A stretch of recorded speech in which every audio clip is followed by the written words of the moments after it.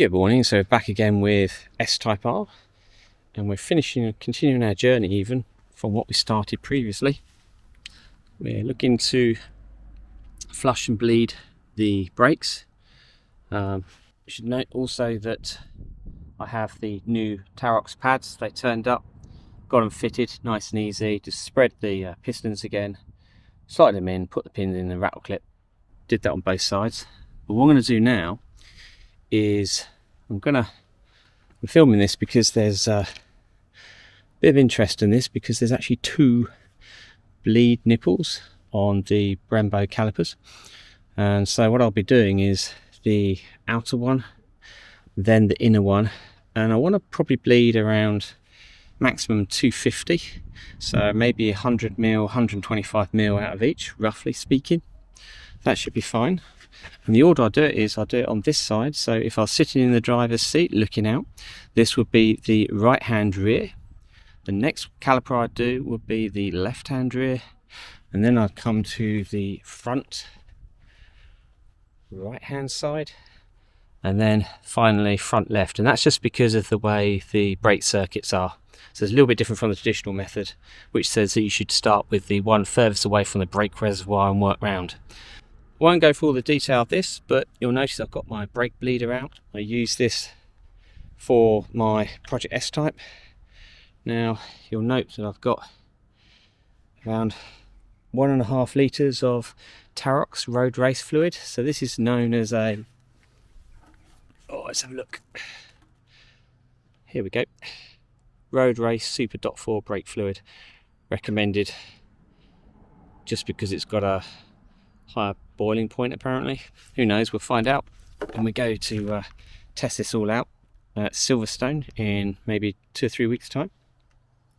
But I've already set this up, so 1.5 litres in there. I've bled the line going in. The brake reservoir is full up and that's on nice and tight. No air bubbles in the line. A little bit of air in there, but it doesn't matter because that's stay at the top. As long as this is full, that's the main thing. And I'll set the pressure to 16, and that's holding up quite well, so I know I've got a airtight system pretty much. So what I'll do is I'll start off by cracking off this 11mm bleed nipple. About half a turn should do it, and I'll let that bleed through, close it off, move on to the next one. So I'll only show this side because it's an identical procedure for all of the calipers, right? So let's make a start and see how I get on. Right, here I go. Not done this before, so this could be on quite tight, and it is on quite tight. There we go, and you see the fluid coming through. That's nice and clean. So I'm actually quite pleased with that. Fluid got changed about 2 years ago, and that's looking nice and clean. I'm pleased with that. So we'll try and get around 100mm. I'll say that's probably looking pretty good, so I'm just going to close that off. Nice and tight. There we go. And then what I'll do is just the other side. Okay, so there we go. This is going to go anti-clockwise. There we go. So see how that's getting on. Here she comes. A little bit slower, so let's increase that a little bit. There we go. Oh, it's an air bubble there. This is why they have 2 bleed points on here, just because of the air. I'm just going to check on the pressure. So again, I'm just looking to get maybe 100mm, perhaps a little bit more out here. Right, let's close that up.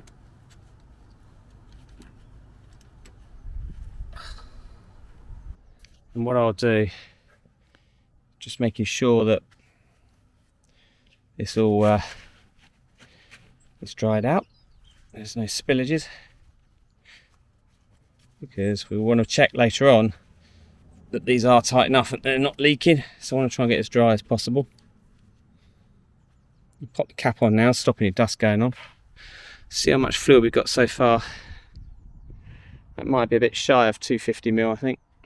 Let's have a look. So 1 litre capacity.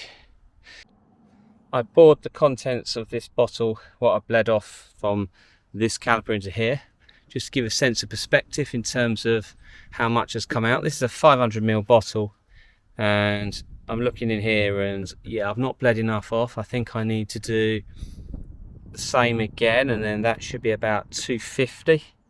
So let me have another go again at bleeding off the brakes. I'm going to do exactly the same thing I did earlier. Yeah, I'm happier now. I just went through exactly the same process, starting off with the outer, then the inner. And I've just exchanged what was in the collection bottle with this, and it is around, follow my finger, it is about half full, which means I've bled around 500 ml, which is bang on target. So what I'll do next is I'll move on to the other side and then go on to the fronts and everything, and then I'll come back when I've done all of them, and if there's anything interesting in terms of doing the pedal and everything like that. Point to note, because I'm using a pressure bleeder and I'm running at about 15-16 psi, it does mean the risk of actually getting any air backing up into the system is absolutely minimized, because it's a constant force pushing out. If you were using it doing the old-fashioned way with the brake pedal and everything like that, you need to be a lot more careful. And in fact, they do recommend that you have some fluid at the bottom there and your pipes in there, just in case you start drawing back anything back into the system. So this is why I'm using a pressure bleeder. I just find it easier. It also means it's a one-man job and you can get round quicker. So let me crack on with the others, and then I'll come back a little bit later on. So I've managed to do all 4 corners. So right rear, left rear, right front, left front. I've disconnected the pressure bleed, so I let the pressure go, and then I snap the valve off cleanly. So there's fluid in there at the moment, which I'm going to have to mop a little bit because it's right on the edge there. And then what I'm going to do is I'll start the car up, and I know that I've got to pump the pedal a few times to get the pressure in, so that will cause the level to drop.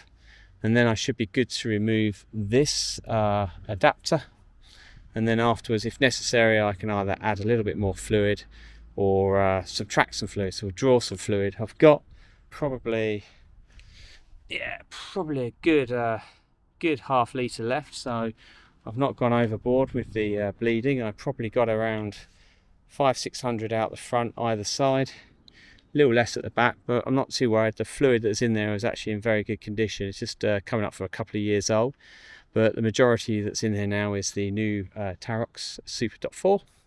So let me just crack on. I'll just get a tissue on that to make sure we don't splash any brake fluid anywhere. Start the car up, then we should be able to pump the pedal a few times. That enables the pistons at the back to adjust, bearing in mind we have just replaced with the correct Tarox discs, which is good news. And then everything should be done then. So let me see how we get on. Right, engine's running, so we're now building up a vacuum, so we should be good to start pumping the brakes. Let's hop in here. It's quite high up, but I can manage. Let's get a foot in here. So I'm just going to start pumping the brakes. Hopefully you'll see my foot down here. So it's going to go down quite a lot. I'm not going to go all the way, I'm just going to go about 2/3 of the way through. Wait a few seconds.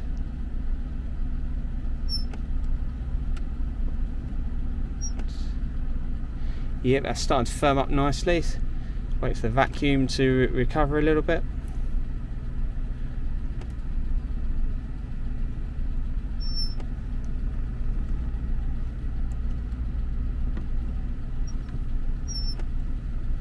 Yeah, that's feeling better now.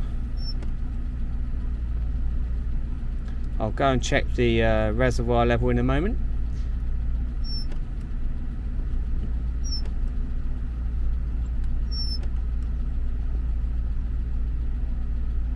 A little bit of fluid to mop up here, I think. Oh, it's sinister though. And let's just see if I can release the adapter. Cool, I did put it on tight. That's going to be a two-hand job, so let me go and sort that out. So the level is still pretty full, so what I'll do is I'll just extract some fluid to bring her down to the max level, and then we should be good to put the reservoir cap back on. So that's around 25mm plus what's in the tube that's come out, and that's brought the level correct down here. So I put the cap on, everything's good now, so I'm pleased with that. So I think that's the job done. I'll go around and check to make sure that we've not got any bleedings, any leaks, should I say. There's a bit of water on that one where I've spilt some. These are all dry, pretty dry at the back though. Yeah. All nice and tight.